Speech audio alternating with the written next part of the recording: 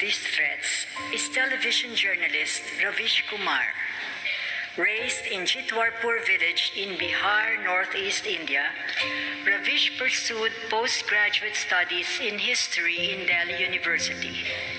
In 1996, he joined New Delhi Television Network or NDTV, one of India's leading TV networks, and worked his way up from being a field reporter.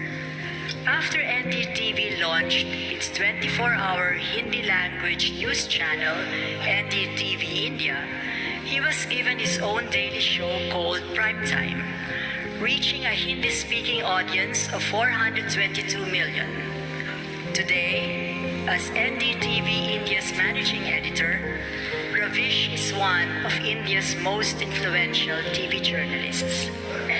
His more important distinction, however, comes from the kind of journalism he represents. In a media environment threatened by an interventionist state, toxic with jingoist partisans, trolls, and purveyors of fake news, and where the competition for market ratings has put the premium on media personalities, tabloidization, and sensationalism, Ravish has been most vocal on insisting that the professional values of sober, balanced, fact-based reporting be upheld in practice.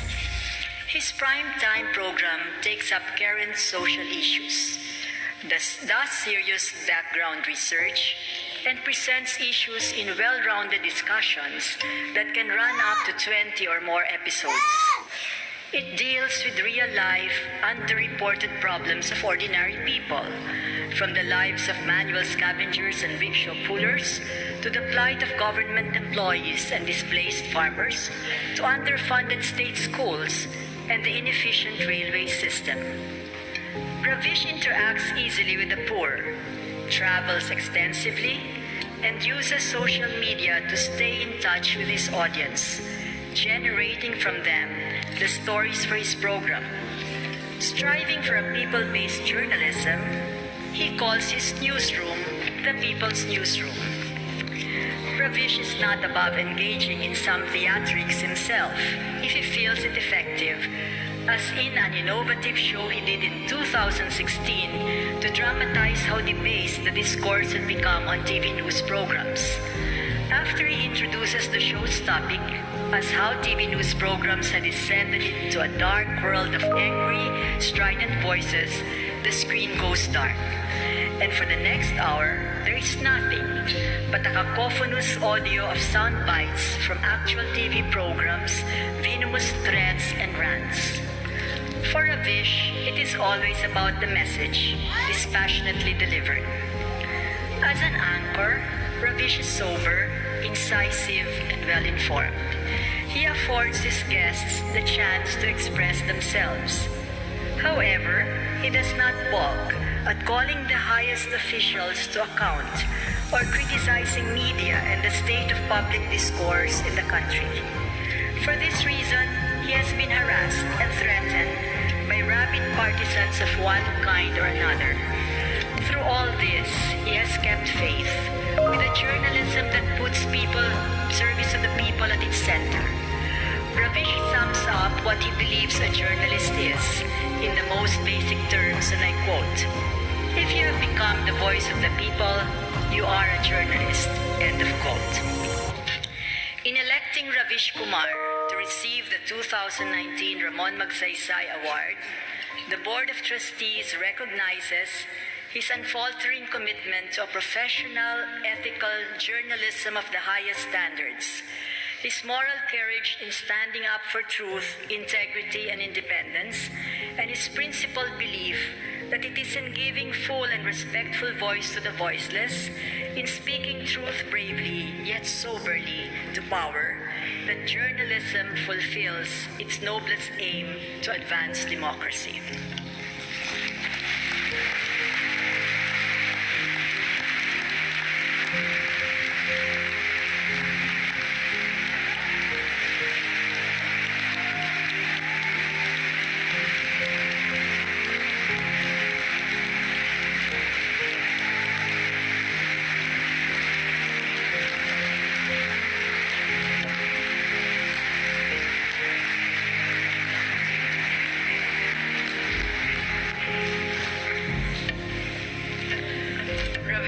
Kumar of India will now deliver his response.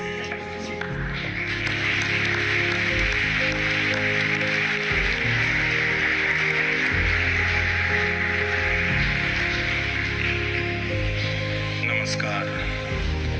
Vice President of the Philippines, Maria Leonor Robredo. Former President Fidel V. Ramos, trustees of the Ramon Magsaysay Award Foundation, distinguished guests, members of the Magsaysay family, fellow awardees, ladies and gentlemen. My world has changed since the announcement of the Ramon Magsaysay Award. Your hospitality has been overwhelming since I landed in Manila. The warmth and affection I have received from the foundation is no less than the honor conferred upon me. You invited me as a guest and made me feel at home. Now I feel like a part of your family. Usually, award ceremonies are brief affairs, but this is different. It has been a humbling experience and makes me feel more responsible than before. Inequality is mostly measured in terms of health and economy, but the time has come for us to take cognizance of knowledge inequality as well. When resources for quality education have confined to a few cities, we cannot even begin to imagine what are the repercussions of this inequality in smaller towns and villages. Clearly, the source of knowledge for a vast multitude is the propaganda machine of WhatsApp University. One cannot entirely blame today's youth, since they have been denied quality education and information. It becomes all the more important to evaluate the crisis of media in this context. If media too begins to function like the WhatsApp University with fake news and fake knowledge, what then would be the consequences for society? It is a good sign that India's citizens have begun to understand this. That is why the congratulatory messages that I am receiving are also replete with worries on how the media has turned rogue in India. Therefore, while I am happy for myself today, I am also filled with sadness looking at the state of the profession I represent. Indian media is in a state of crisis, and this crisis is not accidental or random, but systemic and structural. Being a journalist has become a solitary endeavor, as uncompromising journalists find themselves being forced out of their jobs by news organizations, and those corporate owners are never questioned. Nevertheless, it is heartening to see that there are still some who continue to put their lives and careers at risk to practice honest and meaningful journalism. Some women journalists are speaking out and managing to survive on freelance earning. With the internet still shut down in Kashmir, most major news channels went along with government's stand. Yet, there are some who have dared to report from within that shutdown and face the wrath of the army of trolls. While institutional journalism is facing a crisis, individual journalists are struggling to survive and question authority.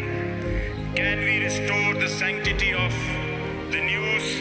I do hope audiences will once again realize the value of truthfulness in reporting and the diversity of voices and opinions, because a democracy can thrive only as long as its news is truthful, information is truthful. I accept the Ramon Magsaysay Award. I accept it on behalf of all those readers and viewers who continue to live in areas of knowledge inequality, but have a thirst for good and truthful information and knowledge. Many young journalists realize this challenge I am confident that in times to come, they will be able to restore the meaning of true journalism. It is possible that they may lose the battle, but sometimes resistance is not a matter of choice. Not all battles are fought for victory. Some are fought for simply to tell the world that someone was there on the battlefield. I accept this award on behalf of all such third journalists, and I thank my millions of viewers of NDTV. I thank my wife, life partner Noyana, my two lovely daughters Tanima, Tanisha, and childhood friend Anurag. Once again, I thank the Raman Magsaysay Award Foundation. Jai Hind.